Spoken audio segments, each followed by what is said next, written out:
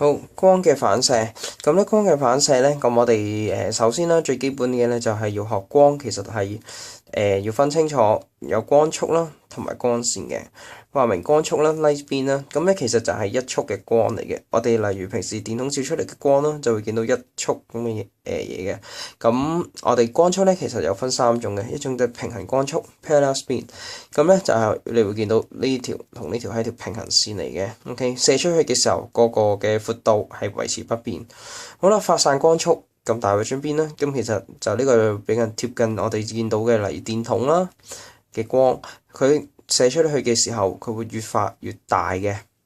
匯聚光速 convergence beam，咁咧其實就係會見到啲光會越滯越近，去到最後會一點嘅。OK， 咁呢個咧就叫做匯聚光速啦。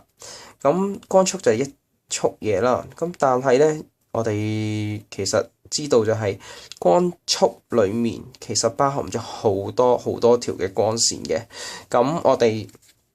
舉個例子講啦，喺平行嘅光速裡面，咁其實有好多好多條嘅呢啲嘅光線啦。咁而平行光速裡面，梗係會有一啲平行嘅光線啦 ，parallel rays。OK， 咁發散光速同樣地啦，佢裡面會有好多好多條呢啲嘅發散光線啦。而匯聚光速裡面咧，咁亦都會有好多好多呢啲嘅匯聚嘅光線嘅。OK， 咁但係記住一樣嘢，我哋咧喺呢一課裏面咧，我哋會叫大家咧開始咧會畫叫 ray diagram 光線圖㗎。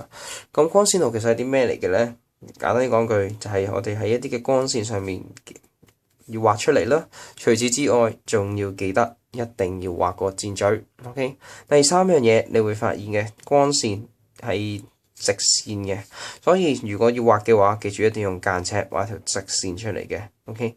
好啦，咁跟住第二個部分咧就係講一個發光體啦，同埋不發光體，呢個比較簡單啲嘅。發光體 luminous objects， 咁咧其實就係講緊佢本身可以發到光嘅嘢，譬如通咗電嘅燈泡啊，一個點緊火嘅蠟燭啊，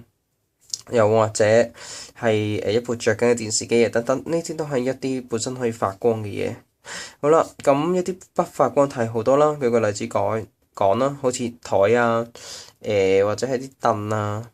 或者一個熄咗電嘅電筒啊等等，呢啲都係一啲唔會發光嘅嘢嘅。咁所以我哋呢啲咧就可以叫做不發光體啦。咁而呢啲不發光體咧，記住一樣嘢就係，咦，我哋平時有光嘅睇到嘢啦。咁但係點解呢啲東西不發光體本身唔會發光喎？咁點解我哋又會睇到咧？因為記住一樣嘢啦，我哋係透過一啲發光體嘅光線將佢射完落去之後，再反射翻落嚟我哋隻眼度，咁我哋就會睇到嘢啦。舉個例子講啦，譬如太陽嘅光線射咗落去個月球上面，月球係一個不發光體，本身我哋睇唔到月球嘅，但係因為射完上去個月球度之後，再射翻落嚟隻眼度，咁所以我哋就會睇到個月球啦。好，跟住之後咧，我哋除咗學識呢啲基本嘅嘢之外啦，同埋識啲畫光線圖，有啲時候我哋都會叫大家去畫呢個叫做光追圖嘅，即係 cone of rays 啦。咁其實我哋就想畫咗之後咧，咁其實就係表示翻我哋去點樣睇到一件嘅物件嘅。舉個例子講，我想表示我想睇到一件物件頂部咁樣啦。我哋喺呢個頂部嗰度咧，就會喺度開始記住係畫2條嘅線入落去我哋隻眼度嘅。OK， 咁呢一個咧就係一個嘅光追啦，黑色嘅呢個。OK， 好啦，咁但係同時咦，我又想表示到睇到物件嘅底部喎，咁我點做咧？好簡單啦，同樣地喺個底部都開始畫1條。跟住再畫多1條 ，OK， 畫2條嘅線。咁咧呢2條嘅線咧就會形成一個好